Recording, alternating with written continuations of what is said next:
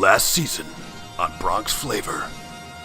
After saving City Island and becoming an official culinary ambassador of the Bronx, it would seem that Baron Ambrosia had everything he had ever wanted. That is until he heard about the Mistress of Fire. And legend has it that anyone who eats her molten jerk chicken will be bestowed with her mystical medallion forever. My God, Mistress of Fire, purple medallions. Yes. Jerk chicken. Yes. Let me find out. Hi. After searching the Jamaican and Ital restaurants of the Bronx, What can you tell me about the Mistress of Fire?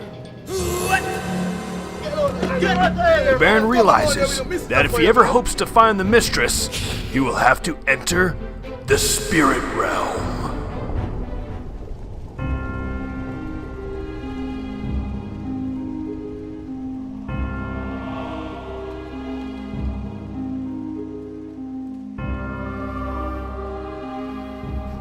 Baron Ambrosia conquers the fiery chicken, winning the heart and bling of the Mistress of Fire. However, days later, when attending a public christening of the new Bronx freshwater spring, he mistakenly drops the medallion into the well, tainting the public water supply and sealing his fate forever. Deemed too dangerous for society, Baron Ambrosia was led off to a special maximum security prison facility designed to hold incredibly stylish supervillains.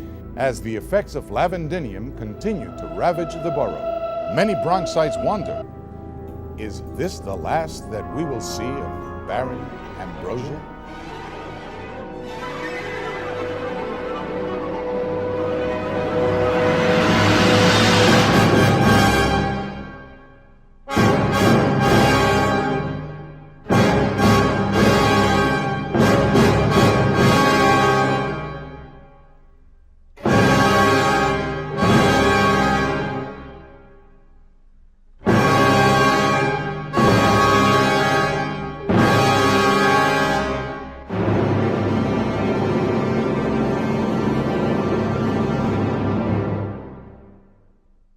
Menos mirar,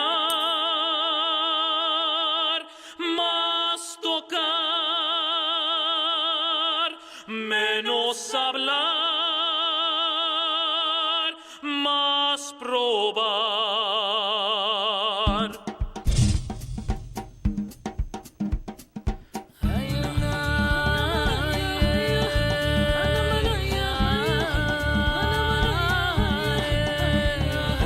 Baron Ambrosia, Bronx Flavor, satisfaction knows him not. Crop cream quaffing is his lot. Supernatural stunting, Destroyer of hypocrisy, preposterous opponent of passion. illicit tour of fantasy, No earthbound force can stop him. explores the world through his No mouth, flavor shall elude his kiss. crushing quackery north and south. Culinary consciousness. He doesn't rest, he only feasts. How will we soothe the savage beast? He doesn't rest, he only feasts. How will we soothe the savage beast? Bronx Flavor, Bronx Flavor, Bronx Flavor, Bronx Flavor. Bronx flavor, Bronx flavor, Bronx flavor, Bronx flavor. Bronx So, there you have it. Bronx Flavor starring Baron Ambrosia. 1 in 4 people in the Bronx watch it. It's gotten stellar reviews. The food media can't get enough of this guy. The question is Baron Ambrosia Nosh Network material? I love it. I love it. I love it. So, riddle me this, Sharon. Is this guy a chef? Did he go to culinary school? Is he really a baron? I mean, personally, I love it, but I just question the credibility, the qualifications. Well, from what I can dig up on his background, he's traveled to the most remote parts of the world and he's documented both tribal and ancient cuisines. He was expelled from a secret society of eccentric food connoisseurs known as the League of Quaffers. He's also credited with discovering the cat-rubbed camel hump of Marca and the wild oats of Casanova, whatever the hell that is. Yeah, see, people are taking food very seriously right now. This is the Nosh Network. We set the benchmark. Right. My chief concern here is that it sounds like he's saying he's enjoying the food. I mean, it looks to me that he's saying the food from the Bronx is actually enjoyable. Nobody needs that. You know, viewers want to watch people yelling at each other. Up next, Baron Ambrosia reams into a local business owner for making him a bad falafel. And even if he's just yelling for a little bit, we can edit it down to make it look like he's really ripping into this guy. I mean, this falafel is crap. God, viewers, they want to watch people getting belittled and insulted. I mean, that's what's so empowering. The Bronx is not fun and yummy. The Bronx is dangerous, and the food sucks. My other concern is his presence. He's too big. He's too strong. I mean, the clothes, the whole bravado thing. It's too barren. Exactly. He's Yeah. too barren. It's like the purple suits, the women, the dancing, the swords. I mean, that might work in the Bronx, but this is a national network here, people. Are housewives in Oklahoma gonna get this thing? Right. Yeah, I mean, where's the irony here, people, you know? I mean, we need somebody who is relatable to the common putz. We need somebody who is hip and yet cynical. I mean, can this guy tone it down? America doesn't need this heroic baron. America needs some angst-filled slacker. Gentlemen, we've worked together for a long time now. We've made some great TV together. I knew these would be your concerns and have acted accordingly. May I introduce you to Baron Ambrosia. He looks like the Baron, he sounds like the Baron, but Brian is a culinary school graduate who's worked at 3 Michelin-starred restaurants in Manhattan. He's been to France. His uncle is a producer at the Earning Network. What more could you ask for? Wait, who's his uncle? Brandon? Jeremy. Here he has a villa in St. Bart. Precisely. Brian, how would you like to earn a ton of money with us making a television show, huh? Can I tweet about it? Sure. Cool, because I have like 3 billion followers right now, so. I love it. I love this guy. I love it. One thing, just a quick question. Would you mind going up to the Bronx?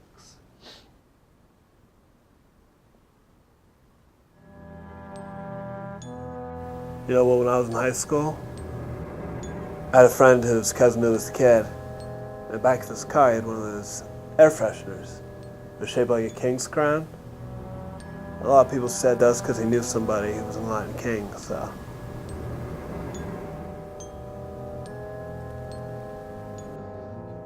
Street cred. I love it. Street credibility. I love it. He's good. He's very good.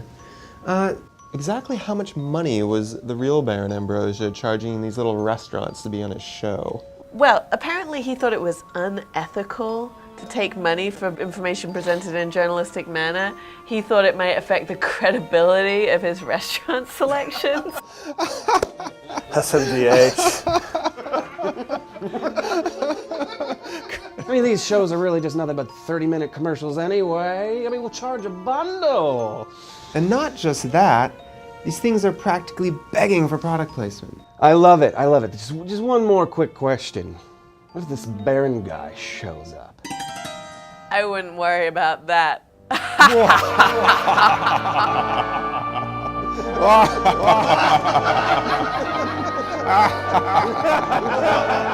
LMAO. Hey, yo, Baron. Hey, yo, Baron. Yeah. Yo, they letting you out of solitary next week. We might have a problem here. Check this out.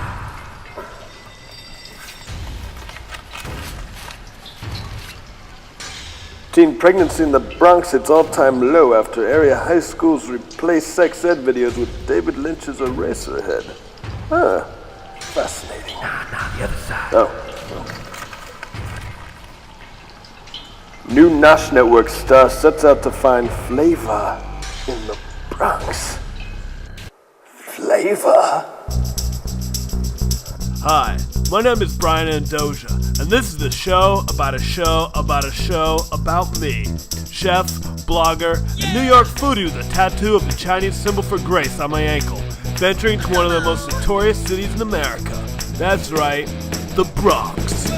I'll be visiting some eateries that are mad local and showing them how it's really done. This is Bronx Flavor.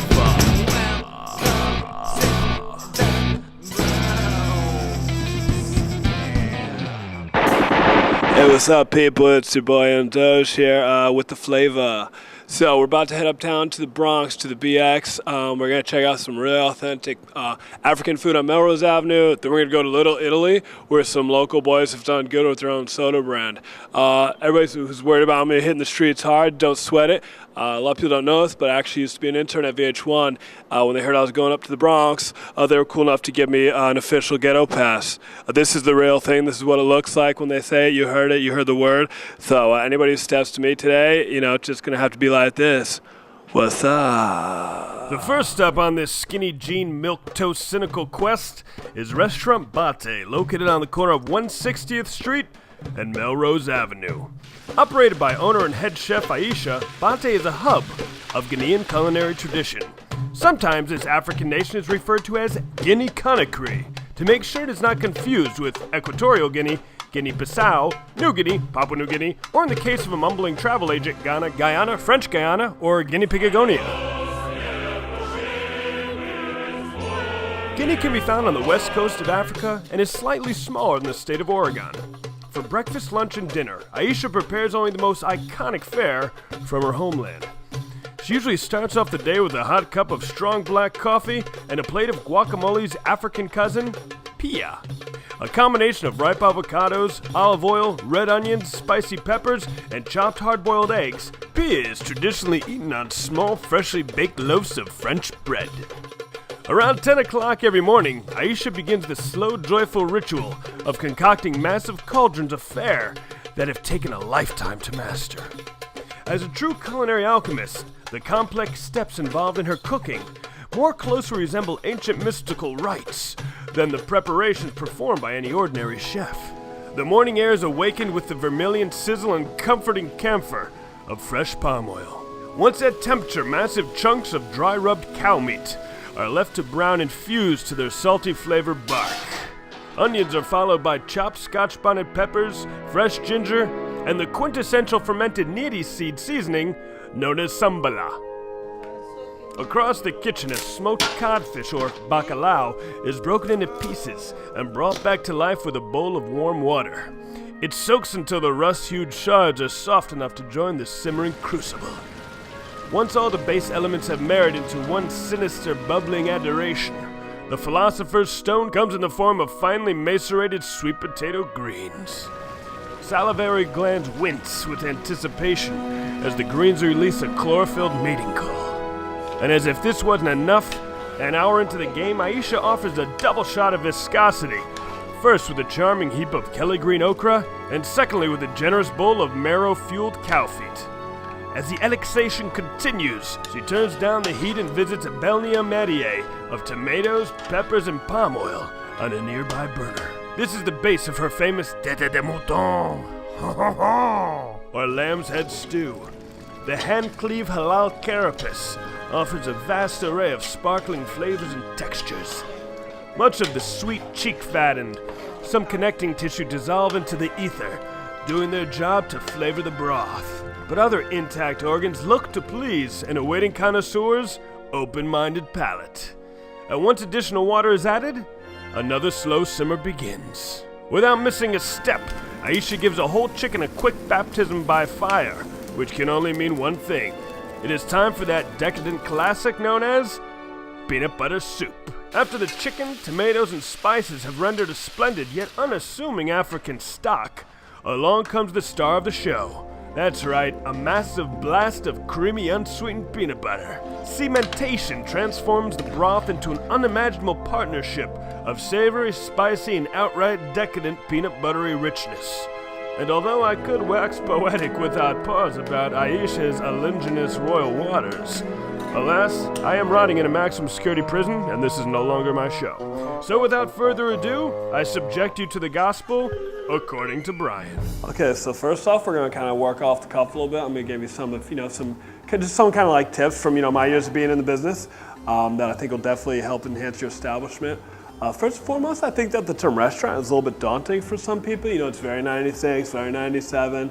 And I think that if you're kind of switch it up, maybe go with like, cafe au bate or even like a, bate food lab, I think it's something that might even kind of get a lot of people thinking, get you maybe featured like a Zagat, or if Zagat are shining down upon you, even like, get kind of like a Michelin rating, which I think would be huge. The food was very good. I thought maybe some element of it were a little bit too ethnic. And I thought that maybe the portions were like a little bit big for like, like a midtown stomach or a midtown palate even. So I don't know if it's your birthday right now, but I actually got you a really great present. What I did was I kind of took some of the elements of the cuisine and created a really kind of interesting cutting edge dish that you could add to your menu if you choose. So what I've created here for you is basically a palm nut gel mound infused with rooibos and an indigenous herb known as bishop's hat. I topped it all off with a young coconut milk and millet foam, and I encircled it all with a lamb marrow mayo, which is it's a little bit spicy. You're getting some of those kind of like later notes kind of hitting you in the back of the palate. I think it's gonna be really exciting. A lot of people. It's totally out of control. No, that was totally inappropriate. It's totally, First and foremost, I don't think that she even understood that when she slept me that I could do a repercussion. I could come and just kind of like raid a Twitter hellstorm about this entire place. No, I didn't sign up for this. I didn't sign up to be accosted. There's a lot of people who my blog has almost become like a movement for them, and that these are some really major people, and that pretty much if they give me the say so, I'm gonna be considered a guru, and you don't slap somebody in the face who's 5 minutes from being a guru. That just doesn't happen. It's just total. No, I'll say it. I'll say it's bull. Okay, with Nancy Boy on the run, we can get back to business. Before departing, one other culinary note that should not be missed is the fact that Guinea is 80% Muslim. So at Bate, it is not an unusual sight to see a diner praying on their musalla, or prayer rug, after a meal. Arabian influence also shows itself gastronomically in Aisha's take on the beloved shawarma sandwich, while a Berber influence is represented by the fact that many of the main dishes are served with couscous in place of rice. During Ramadan, many African Muslims break fast with a healthy bowl of her homemade porridge. Hearty yet gentle, porridge is the perfect lubricant to wake the fasting stomach and prepare it for more spicy, substantial fare. And for fasters with a sweet tooth, there's jikri, a sour cream-based confection given a Jana-esque texture by Africa's oldest and some would say most beloved grain. You guessed it, millet. Next up to bat, is a pair of rough and tumble paisan from the neighborhood. And by neighborhood, I mean Belmont. Now we've talked about Little Italy before, but somehow the gents behind Bronx Pop Soda Company have stayed beneath the radar. And that's just the way that the infamous Ralph the Combinator Rubino and Nicholas Nicky Club Soda and a tall frosted cone scotch with a twist of lime Diagonia like it. Both men come from generations of tougher-than-leather Italianos. Even Ralphie's father was a member of the famed Ford and Baldy street gang, who reportedly shaved their heads so they couldn't get their hair pulled in battle. The Baldys, even though poorly portrayed, had the infamous distinction of being the featured villains in the 1979 movie, The Wanderers. Although there are many conflicting stories about how Nicky and Ralphie came to be Bronx soda icons, one version begins on Nicky's stoop during a dark, windy summer night in 2007. As the two shared a bowl of the small Italian pepper biscuits known as frizzelles, they found themselves in a heated conversation about the state of soda in America, and how it was virtually impossible to find a quality glass of pop like they used to get at Vinny's Luncheonette and Soda Fountain when they were kids. And at that very moment, a bolt of lightning struck one of the frizzelles, searing it with an image of St. Augustine of Hippo, the patron saint of brewers. From that epiphany forward, they swore to leave their dangerous life in the streets behind and dedicate themselves to creating the most delicious soda the world had ever seen. After making a sacred oath to use cane sugar in place of high fructose corn syrup, they set up shop at the Camberlang Social Club and Cafe on the corner of 187th Street and Bishop Petticone Plaza. And once Bronx Pop grew in popularity, several wire-wearing would-be slugworths were seen going into the cafe hoping to steal Ralphie and Nicky's secret recipes. They were never heard from again. Oh, this should be interesting.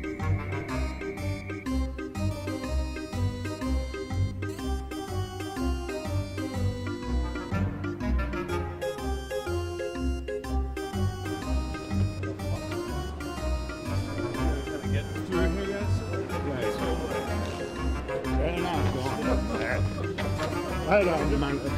Right on, man.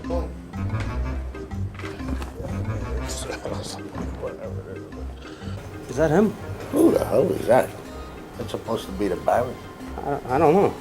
Doesn't look like him. Maybe he's sick or something.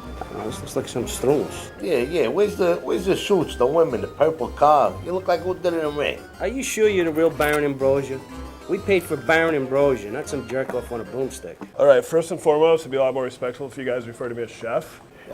Chef, Mugazzi, chef. But my name is Baron Ambrosia, and unlike Baron Ambrosia, my show is actually in 50 markets and available in over 40 million homes, so I'm not really sweating that comparison right now.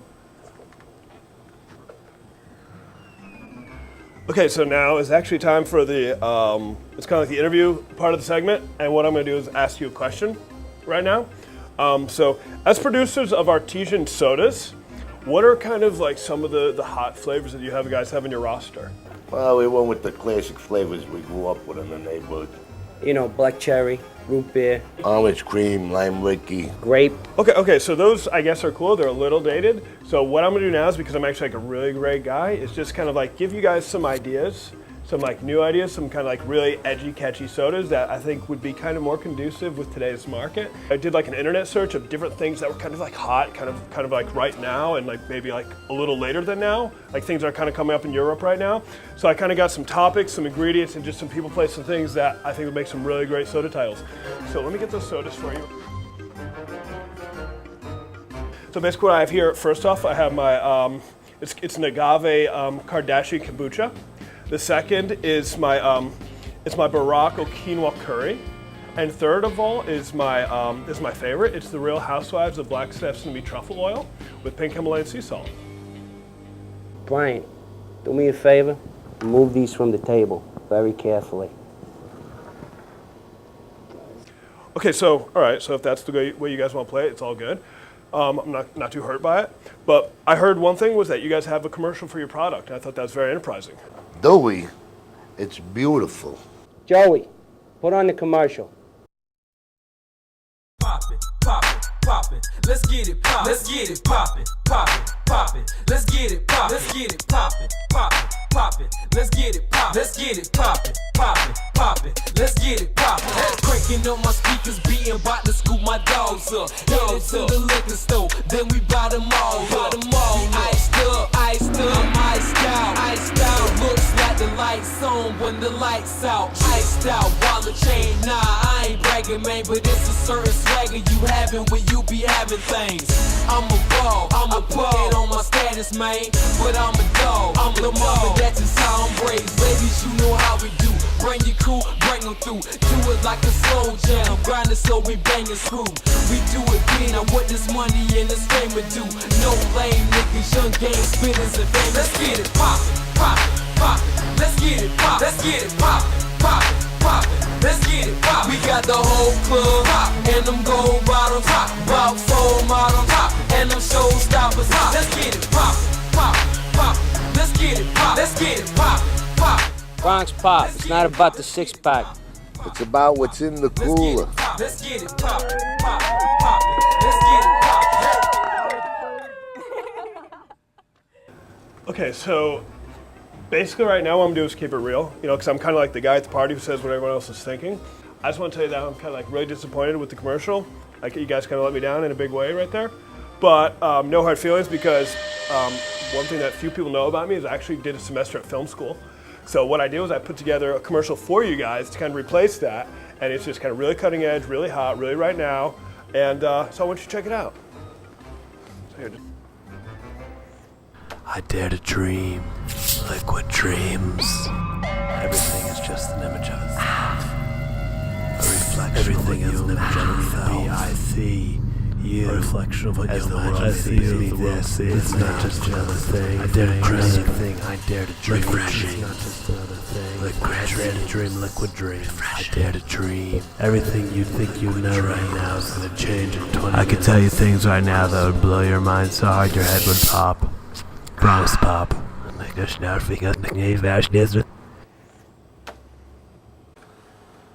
Joey. Come here, you. Tonight, while I'm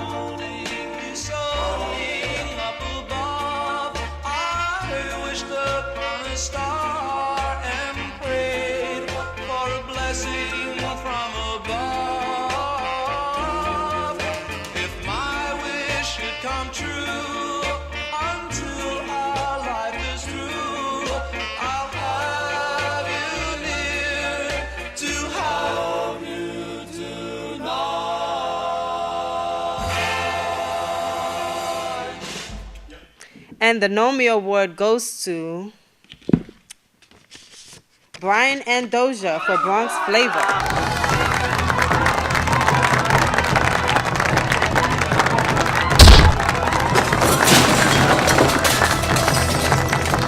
I'm filming you as you're filming me. Filming you.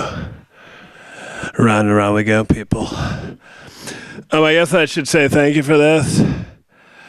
But I don't know, at this point I'm kind of over the whole thing. And I'm kind of moving on to a whole nother thing that I've been working on. So, I don't know. Peace. Yo, Baron. You ain't gonna like this, kid.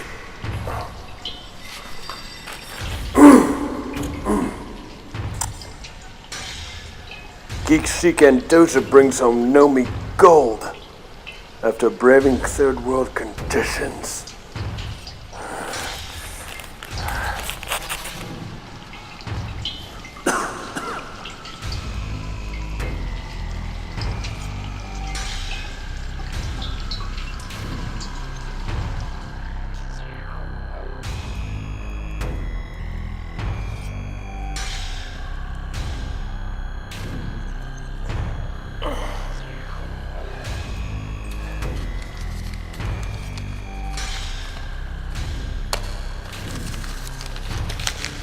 You know where to take this.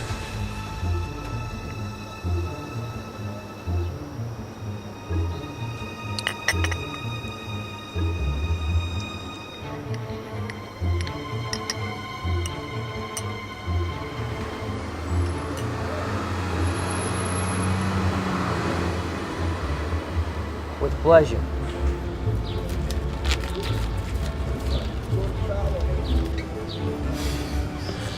What do you troglodytes want? We came to apologize. We came to congratulate you on your award. You know, I don't think so.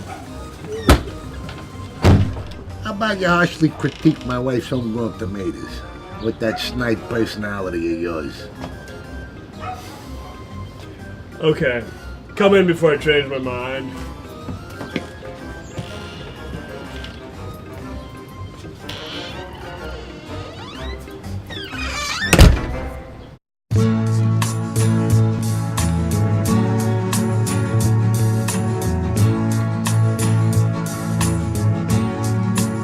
We have all the time in the world,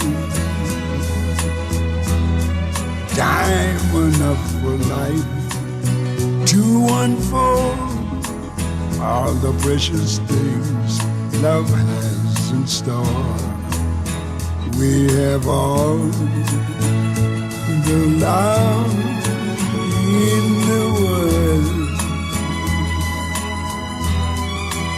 If that's all we have, you will find we need nothing more.